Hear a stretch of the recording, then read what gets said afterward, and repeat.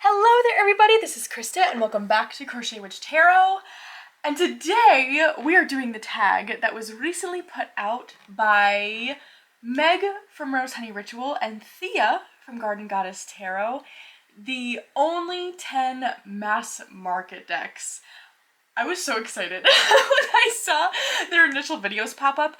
I recently did a revisit of the other only 10 decks tag, which I think is so much fun, and I loved revisiting that to see how my practice has changed, because I really do think it's a reflection of that.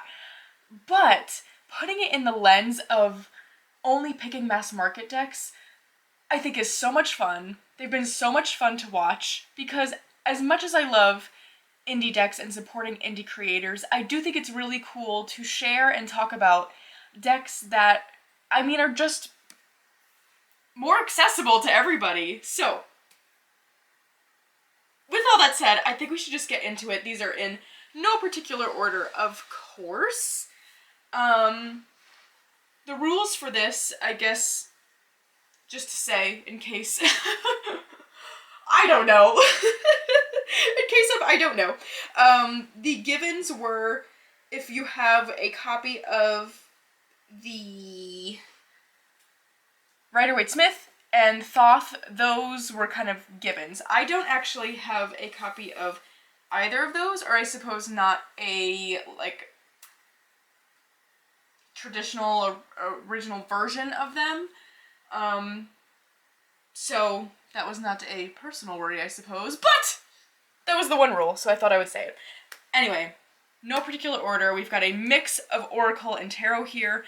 Surprisingly, more Oracle than Tarot, I think. Which is interesting. I have become quite the Oracle person.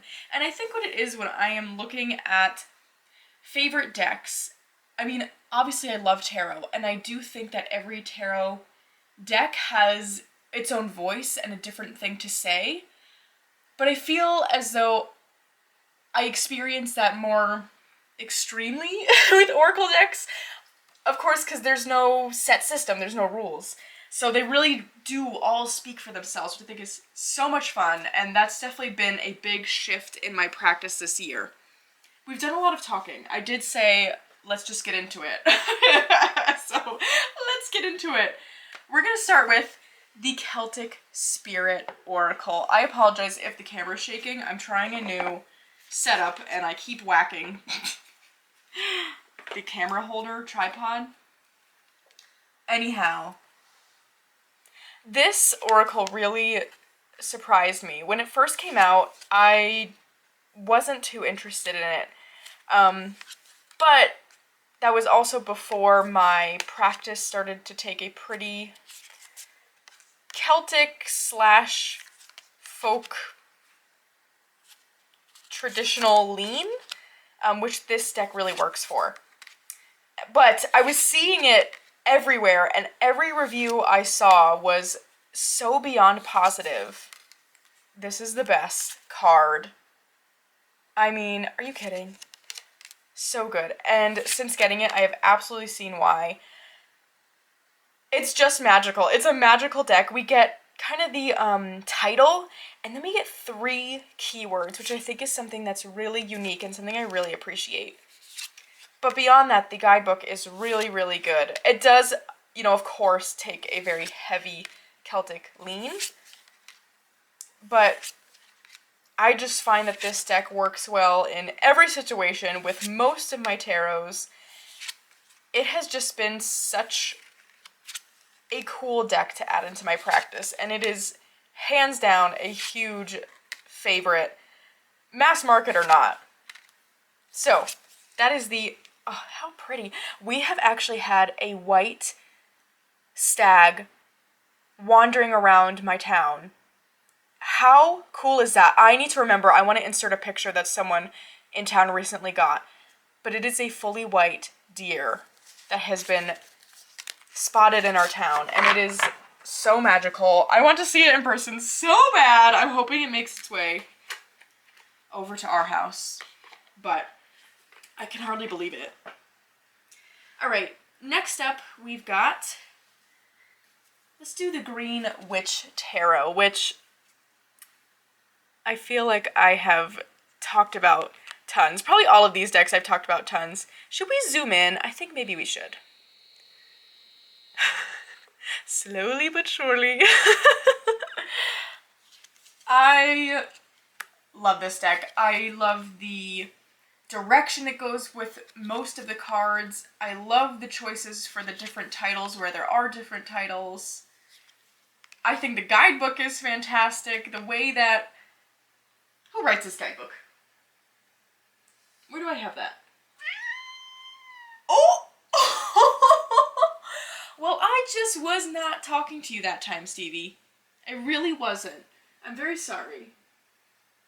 I'm not sure where I put that guide. Oh, there it is. Anna Mora? Anne Mora writes this guidebook, and I just think how she looks at these cards is so interesting.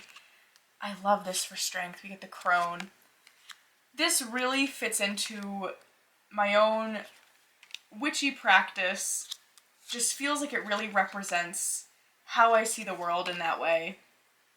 And I just love it. The other honorable mention that I feel like for me ties in with this deck is the Dark Wood Tarot. I kind of find that in the fall-winter I use the Dark Wood Tarot in the same way I use this deck, and this one is very spring-summer for me. So that's my honorable mention, but I just really think this deck is so special. Look at, I mean, come on. The she for temperance, and that's what I am convinced. This is what my kitchen looks like. This is what's happening when I'm making anything. I've got little fairies helping out. I just know it. I could look at these pictures all day. I just think it's so also bright and colorful and happy. I love the backs. I can't say enough good things. That is the Green Witch Tarot.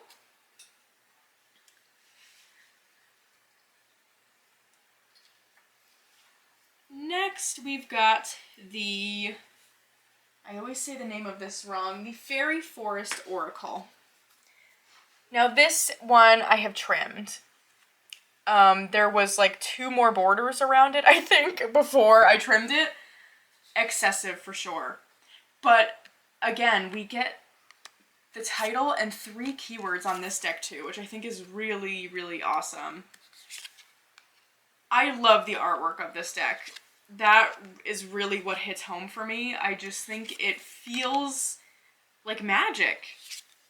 I do like the guidebook for this one. It is a Lucy Cavendish Oracle. And I do like it. I find my experience with her oracles is that I find that the message really works for me through like the first half of the entry, and a lot of the times I'll get lost like halfway through or like right at the end. I do think she writes very well, and I love her messages. I think sometimes they get a little long-winded, so I don't always use the guidebook with this deck.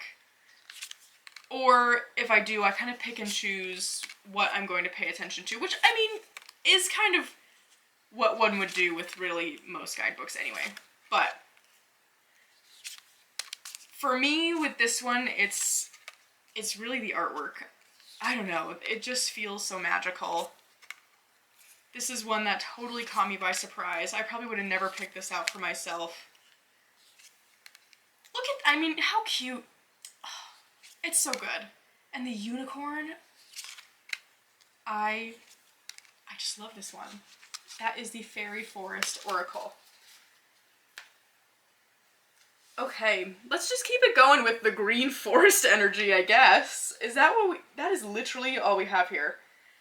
Okay, I guess it makes sense. Next, I have the Forest of Enchantment Tarot. Now, this one, I feel like it feels special to me for many reasons. One, I also just love how magical this one feels. It's very storybook. without having to explicitly be storybook. I like that it almost creates its own story. I love this. It's really such the idea of the Winter Witch. I'm learning a lot about folk tales right now, or I guess I need to make sure these are all in the right direction. I guess I am more so reading and listening to a lot of folk tales right now. That has been my thing since like mid-November. And this deck just makes me think of that. It feels so magical. And I think when I am interacting with divination, and for me, what I spend the most time with, of course, cartomancy, is tarot card... Here's my question of the day. Is tarot considered cartomancy, or is that just playing cards? That's my question of the day. Anyway, when I am interacting with cards, I want it to feel magical because, I don't know, that's just what I'm approaching it to do, I guess. And this really fulfills that for me. So, but I also got this deck, I got this one last winter, when Paul and I unfortunately had COVID. And this just brought me so much comfort. I got it maybe within the first day or so of our quarantine. And at that point it was still the 10-day one. So this is the deck I used throughout that whole time, and I read the guidebook. I think I pretty much read through the full guidebook.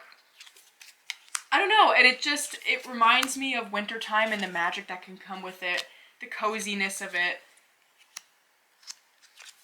But beyond that, I just really also love how it reads. I love the guidebook. I think it's just fantastic, and I don't know, really represents how I see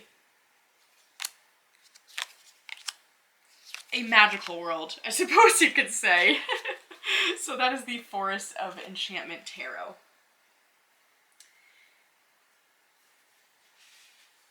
Next up, what is that? We're at 4 right now. Okay.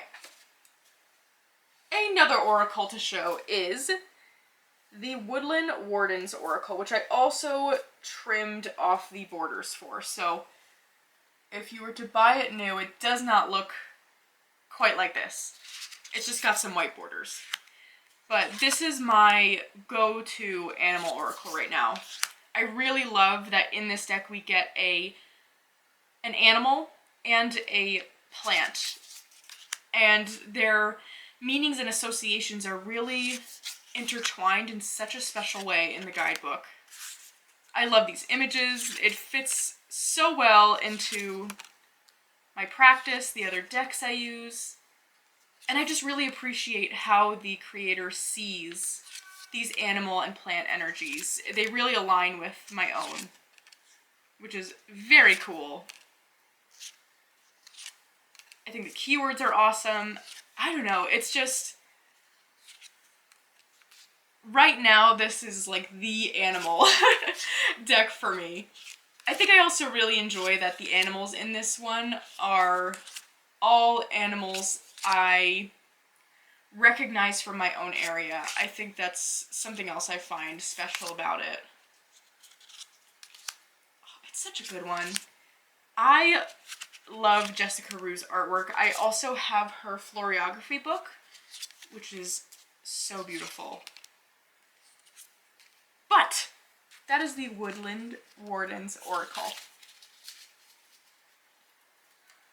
Alright. This one had to get mentioned. It had to be on the list, even though I think it's creepy. And that is the Sacred Rose Tarot, which I can't remember where else I talked about this one. It was in a video recently, but this... Oh, look at that! Huh. I got this one recently when I was at a metaphysical store with Matt. And I just felt so drawn to it, even though the characters have these empty eyes. They're all this, like, pale, kind of sickly color. I don't know. I thought they were really creepy, and I still do. I stand by that judgment. But for some reason, I felt so drawn to it. And since my first time pulling from it, It just has felt like this really intense connection to the spirit realm or the divine realm, however you'd like to see it. That's what this deck really connects me to in this like instantaneous way. Anytime I pull from this deck, it feels like that's where the message is coming from. And so I have to include this as a favorite because, I mean, I really just use it all of the time, despite my feelings on the MGI sockets.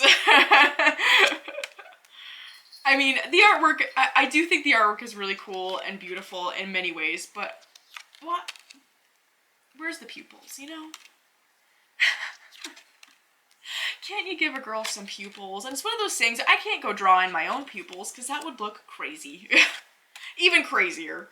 But I couldn't not include this one. It's one of those decks where it's like, I don't know why you are it, but you are, and I wouldn't have chosen you, but here we are. I mean, come on, look at that. It's kind of creepy, right? So that, did I even say what this was? It is the Sacred Rose Tarot. And I had never seen it before either. Before we saw it in that store. And I don't know, it was one of those moments where it was like, I just feel like I need to get this for some reason. Yeah, I don't know. It works very well in that way for me, which is interesting. Next up, we've got Seasons of the Witch Yule. Now, this one I kind of use as a blanket statement for Seasons of the Witch Samhain as well, but if I were asked to pick one or the other kind of thing, hands down I would pick this one. As much as I love the Samhain Oracle as well, it's truly just because Yule time is my absolute favorite. And just winter in general. I use this one all winter long. I love winter. And I just feel really connected to this specific holiday for some reason. And the themes in this deck, I don't know, I think the Seasons of the Witch decks, I think, are just so well done. The guidebooks are really amazing. I love the messages that come from the oracles, and I think I love the artwork. I think the titles of these cards are all really unique. Like, I don't really feel like I get these concepts in any other deck, which is very cool. Oh my gosh, I love this one. I am so happy to have this one out again. I want to make a Yule log this year. I've never made one. Has anyone ever made a Yule log? If so, how do you do it? What did you do to make a Yule log? I'll look it up, but just interesting. So, that is the Seasons of the Witch Yule Oracle. Alright, we've got two more. I feel like I am speeding through right now. I don't mean to be talking so fast. I just really like these decks. Okay. So I have a tarot and an oracle left. My last tarot is the Wildwood Tarot, which I have also trimmed. So I think, again, would come with white borders. I think that's all I trimmed off. But this one feels really special as well because of the different ways you can use this deck. I love using it as a regular tarot. Am I missing a deck right now? Hold on, what number are we at? 1, 2, 3, 4, 5, 6, 7, 8. Where's the other one? I'm missing one. Oh, okay, just kidding. We've got 3 more decks. Anyway, so sorry. I'm a bit all over the place today. I love using this as a regular tarot. Again, it really does take the tarot system in its own direction, which I really love when decks do. I like spending time with a deck to really get to know it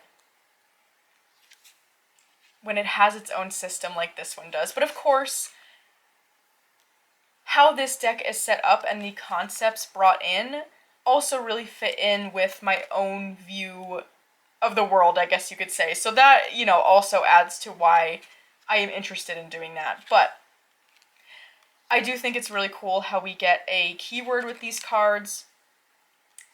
But the other way this deck is set up is in order to follow I think it's called like a walk through the wildwood, a year in the wildwood. So there is this practice you can follow along with where each of the cards are associated with a different time of the year. And you can pull those cards to do this sort of like walk through the wildwood yourself. And there's some journaling prompts and things to think about of like, how is this energy really showing up right now? It's very interesting. Like right now we are in the time of the Fool, the Queen of Stones, and the Four of Stones. And it's really cool to think about how that energy really is coming up for me right now.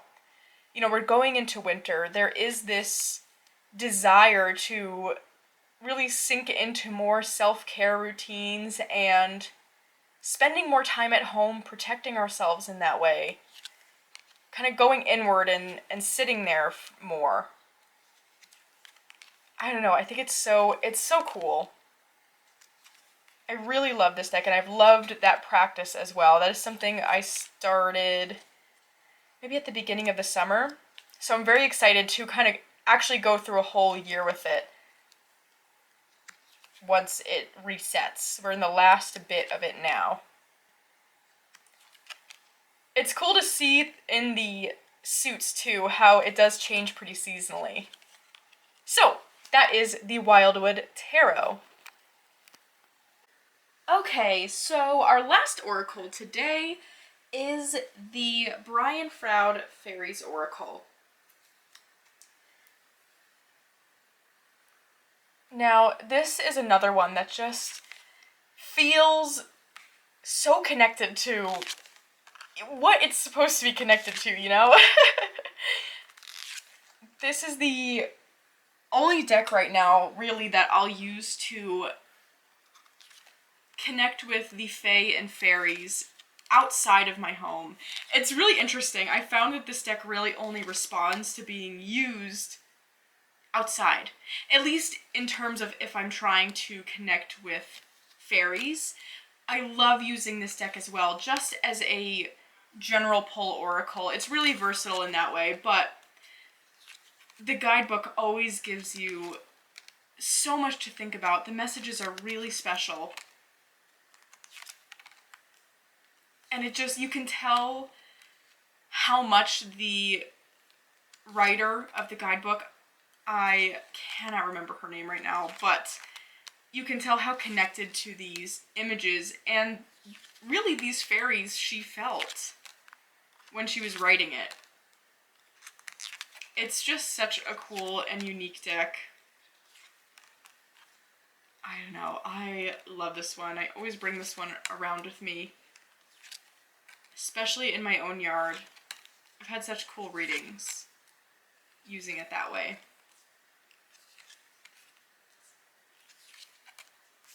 They just really feel like wild fae cards to me. Because I've got other decks I will use to connect with,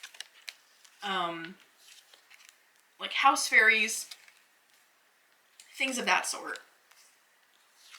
Because this one really only seems to respond to the outdoor variety, you could say. But I really love this deck. It has become very special very quickly over the past probably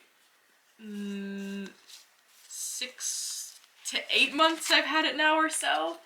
And that is the Brian Froud Fairies Oracle. Okay, now we are at our last deck to show. And it is the Herb Crafter's Oracle. Now, me and this deck have had an interesting history. I've definitely mentioned before, but this is my third copy, I think, of the deck now. It was one of my very first tarots, and I knew it was special, and so it was not one I really was willing to let go of, even though at first I just didn't use it. I didn't connect to it really at all. I just knew there was something special about it. But I received another copy as a gift, so I also gifted that initial first copy, and then still wasn't using the second copy, so I gifted it to a friend who I knew would love it and get so much use out of it, and I was correct. She does love it, and she does use it a ton, it seems, so really happy about that. And then this summer, it was finally this deck's time to shine, because I just became really interested in it, and it started this really cool practice between my friend Andy and I. And so I repurchased it, and we started to kind of work through it together, because we both knew there was something special about this deck, and we just weren't connecting with it. And working through the deck together really made that happen, and now it's like I finally see how special it is, and how to work with it in a way that works for me. A lot of the times I will use it more as an oracle, actually, rather than a tarot. If I'm looking to really work with that herb plant energy. I do, however, still really like using it for like a 3-card pull, or, you know, in a tarot meaning sort of way. But if I'm doing that, I won't necessarily pay much attention to the guidebook or the herb energy being shown unless I know it well. And then it's just kind of admiring the beautiful artwork, which it has beautiful artwork. But this one really, it is just undeniably special, and to me, it is like the herb/plant deck of all herb/plant decks. And I love that I can really use it in so many different ways. Oh, it's just such a good one. So, that is the last of my top 10 mass market decks, and that is the Herb Crafter's Oracle. But I hope you all enjoyed being on a bit of this maybe wild ride with me today. We are, you know, it's one of those moods. It's one of those moods today where I haven't really spoken to anybody all day, and then we turned on the camera. So, you're getting my first thoughts of the day. Anyway, I hope you all enjoyed. I thought this was super fun. I loved this idea so much, so definitely a big thank you to Thea and Meg for putting this together. But other than that, I hope you are all having a wonderful, wonderful weekend, and I'll see you soon!